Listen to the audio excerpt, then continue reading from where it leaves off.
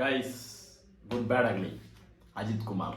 എനിക്ക് തോന്നുന്നു ഇത് കഴിഞ്ഞിട്ട് പുള്ളിക്ക് വേറെ പ്രൊജക്ട്സ് ഒന്നും ഇല്ലെന്നാണ് എനിക്ക് തോന്നുന്നത്. ഞാൻ വേറെ ഒന്നും കേട്ടില്ല കേട്ടോ. അപ്കമിങ് പ്രൊജക്ട്സ് ഒന്നും അജിത് കുമാറിന്റെ കേട്ടിട്ടുണ്ടായിരുന്നില്ല. അപ്പോൾ ഇതായിരിക്കും ചിലപ്പോൾ ഫൈനൽ പടം. അതുകൊണ്ടായിരിക്കും ഈ പടം ഇങ്ങനെ ആയത്. Directed by Adhik Ravichandran.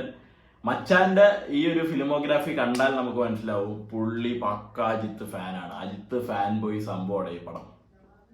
അത് എടുത്തു വെച്ചിട്ടുണ്ട്. ഓരോ സീൻസ് ആണെങ്കിലും പഴയ പടങ്ങളുടെ കുറെ റെഫറൻസും കുറെ പാട്ടുകളും ഇങ്ങനത്തെ കുറെ സാധനങ്ങൾ സ്പൂഫാക്കി പടം. ബേസിക്കലി പടം സ്പൂഫാണ്. അത് നമുക്ക് ആദ്യമേ കണ്ടു തുടങ്ങുമ്പോഴേ കാര്യം മനസ്സിലാവും ഇതിങ്ങനത്തെ ഒരു പടമാണെന്ന്. പിന്നെ നമ്മൾ ആ ഒരു രീതിയിൽ എൻജോയ് ചെയ്തങ്ങ് പോകും. അപ്പൊ അതാണ് കംപ്ലീറ്റ്ലി ഒരു സ്പൂഫ് പടമാണിത്. അങ്ങനത്തെ കുറെ റെഫറൻസും അത് കുറെ പടങ്ങളുടെ ഉണ്ട്. ഞാൻ പറയുന്നില്ല അത്, ഞാൻ ഒന്നും പറയാനില്ല. നിങ്ങൾ പോയി എക്സ്പീരിയൻസ് ചെയ്താൽ മതി. അത് പഴയ കുറെ പടങ്ങളുടെ ഒക്കെ കുറെ നല്ല നല്ല റെഫറൻസുകളും വേറെ കുറെ തലങ്ങളിൽ എന്ന് വെച്ച് കഴിഞ്ഞാൽ നമ്മുടെ ഇന്ത്യൻ പടമൊക്കെ അങ്ങോട്ടൊക്കെ എത്തുവാടേ എന്ന് ചോദിക്കുന്നിടത്ത് വരെ പടത്തില് എത്തിച്ചിട്ടുണ്ട്. എന്ന് വെച്ചാൽ പുള്ളിന്റെ മനസ്സിൽ എനിക്ക് ഇങ്ങനത്തെ ഒരു പടം വേണം, ഞാൻ ഇങ്ങനത്തെ ഒരു പടം പിടിക്കും, നിങ്ങൾ എന്നെ ഫണ്ട് ചെയ്യണം, ഞാൻ എടുത്തോട്ടെ എന്ന് പറഞ്ഞ് പുള്ളി എടുത്ത പടമാണത്. അത് ഈ പുള്ളിന്റെ മാർക്ക് ആന്റണി എന്ന് പറഞ്ഞ സിനിമ തിയേറ്ററിൽ പോയി കണ്ട് ഇഷ്ടപ്പെട്ടവരുണ്ടെങ്കിൽ നിങ്ങൾക്ക് ഈ പടത്തിന് ധൈര്യമായിട്ട് ടിക്കറ്റ് എടുക്കാം. കാരണം എന്ന് വെച്ച് കഴിഞ്ഞാൽ തിയേറ്ററിൽ പോയി അലമ്പി കൂവി വിളിച്ച് ഇരുന്ന് പൊളിച്ച് കാണാൻ പറ്റിയൊരു പടമാണത്. അല്ലാതെ ഞാൻ പറയാം ഇതിപ്പോ ഇനി അടുത്തൊരു 3 ദിവസം കഴിഞ്ഞ് കഴിഞ്ഞാൽ എനിക്ക് തോന്നുന്നു ഈ പടത്തിനൊന്നും അധികം ആളുണ്ടാവില്ലെന്നും. മാത്രമല്ല അല്ലെങ്കിൽ ചിലപ്പോൾ ഫാമിലി ഓഡിയൻസ് ഒക്കെ വന്നു കഴിഞ്ഞാൽ ഒട്ടും ഒരു ഓളം ഉണ്ടാവില്ല. അപ്പോൾ പോവുകയാണെങ്കിൽ അടുത്ത 2 ദിവസങ്ങളിൽ പെട്ടെന്ന് അങ്ങ് പോയി ഈ സിനിമ കാണുക എന്നാണ് എനിക്ക് പറയാനുള്ളത്. പിന്നീട് ജി.വി. പ്രകാശിന്റെ മ്യൂസിക്കാണ്, അത് അടിപൊളിയായിരുന്നു. അത് കുറെ കിട്ടുന്ന സാധനമുണ്ട്. നല്ല രീതിക്ക് ചെയ്ത് വെച്ചിരിക്കുന്ന പടത്തിന്റെ സീൻ വൈസും അല്ലാത്ത രീതിയിൽ എന്തുകൊണ്ട് ലൗഡാക്കി നിർത്താൻ പറ്റിയ കുറെ മ്യൂസിക്കും കാര്യങ്ങളൊക്കെ പടത്തിലുണ്ട്.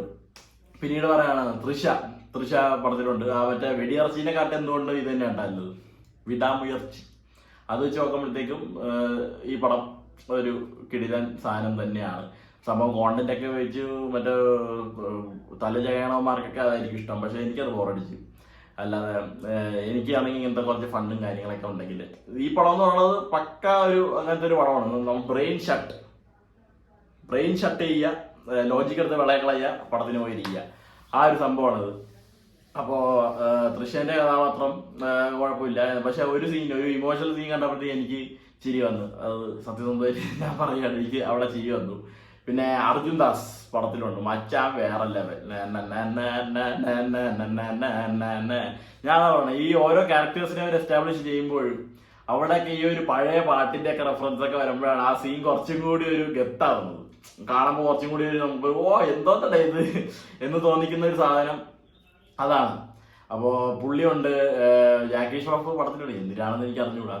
പ്രിയ വാര്യർ ചെറിയൊരു റോള് പടത്തിൽ ചെയ്തിട്ടുണ്ട്. പുള്ളിക്കാരി കുഴപ്പമില്ല. പിന്നീട് വേറെ ആരുടെ ഉള്ളത്, സുനിലുണ്ട് പടത്തില്. യോഗി ബാബു ചെറിയ റോള്, ചിന്ന റോള്. അണ്ണൈ ചെറിയൊരു റോളുണ്ട്. അണ്ണൈ വാ അണ്ണൈ സെയ് അണ്ണൈ എന്ന് പറഞ്ഞപ്പോഴത്തേക്ക് എന്തിനു പുള്ള ഞാൻ വന്ന് ചെയ്യാന്ന് പറഞ്ഞ പുള്ളി ഒന്ന് ചെയ്തിട്ട് പോയി. ഉഷാദ് ഉപ്പ് ചെറിയൊരു റോളുണ്ട്. അങ്ങനെ കുറച്ച് പേരൊക്കെ ഉണ്ട്.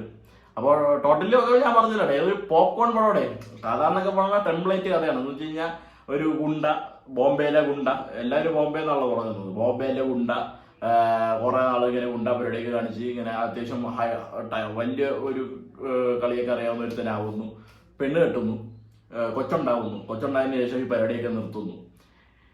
എന്നിട്ട് പിന്നീട് കുറെ കാലം കഴിഞ്ഞിട്ട് പുള്ളിക്ക് ഉണ്ടാകുന്ന ഫാമിലിന്റെ വലിയ കുറച്ച് പ്രശ്നങ്ങളൊക്കെ ഉണ്ടാവുമായിരിക്കും. എന്നിട്ട് പുള്ളി ഇതിലേക്ക് തന്നെ തിരിച്ചിറങ്ങിയിട്ട് എല്ലാത്തിനും അടിച്ചു കൊടുക്കണം. ഇത് തന്നെ ടെംപ്ലേറ്റ് കഥയാണ്. അത് ലിയോയിൽ നമ്മൾ കണ്ടിട്ടുള്ളത് പഴയ രാജാതിരാജയിൽ വരെ ഉള്ള അതേ കഥ തന്നെയാണ്.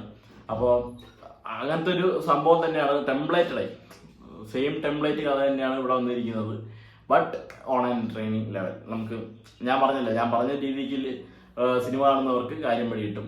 പിന്നെ ഈ ഒരു ഫാൻ ബോയ് സംഭവം എന്ന് പറഞ്ഞാലും മൊത്തം സ്പൂഫ് എലമെന്റ്സ് ആണ് പടത്തിൽ മൊത്തം. എനിക്ക് തോന്നുന്നു ആറാട്ടൊക്കെ ഈ ഒരു രീതിയിൽ എടുത്തിരുന്നെങ്കിൽ കുറച്ചും കൂടി രസമാകുമായിരുന്നു. ഇതൊരു മാതിരി. അപ്പോൾ വേറെ കുറെ ഫാൻ ബോയ് സംഭവങ്ങൾ നമ്മൾ കണ്ടിട്ടുണ്ട്. പേട്ടയാണെങ്കിൽ കാർത്തിക് സുബ്രാജ്, രജനീകാന്ത്, ലോകേഷിന്റെ വിക്രം, പിന്നെന്തിരട്ടെ നമ്മുടെ ഇത് മെർസല് അറ്റ്ലീന്റെ, ഇതൊക്കെ എന്ന് പറയുമ്പോൾ കുറച്ചുകൂടി ക്ലാസ്സും ഗത്തും ആ ഒരു കോണ്ടന്റിനെ ബേസ് ചെയ്തിട്ടാണെങ്കിലും വേറെ കുറെ ടെക്നിക്കാലിറ്റീസ് ഒക്കെ യൂസ് ചെയ്ത് നല്ല രീതിയിൽ എന്താ പറയാ ഒരു ഹൈലി ഗ്രിപ്ഡ് കഥയൊക്കെ ആയിട്ട് കൊണ്ടുവന്ന് വരുന്ന പടങ്ങളാണത്. പക്ഷെ ഇതങ്ങനെയല്ല. ഇത് പക്ക ഒരു അലമ്പ് പടം. അത്ര പറയാനുണ്ടേ. നിങ്ങൾ എന്തായാലും സിനിമ എന്തായാലും പോയി കാണും. അപ്പം ഇനി എൻ്റെ അടുത്ത് ഈ 3 പടം ഞാൻ കണ്ടതിൽ ഏറ്റവും നല്ലതാണ് ഈ ജിംഖാന എന്ന് ഞാൻ പറയുള്ളൂ, ആലപ്പുഴ ജിംഖാന. എനിക്കതാണ് കൂടുതൽ ഇഷ്ടപ്പെട്ടത്. ബട്ട് ഇതൊക്കെ ചുമ്മാ ഇങ്ങനെ കണ്ട് മറന്നു കളയാൻ പറ്റുന്ന ഓരോ പടങ്ങൾ, അത്രേ ഉള്ളൂ. Bye bye.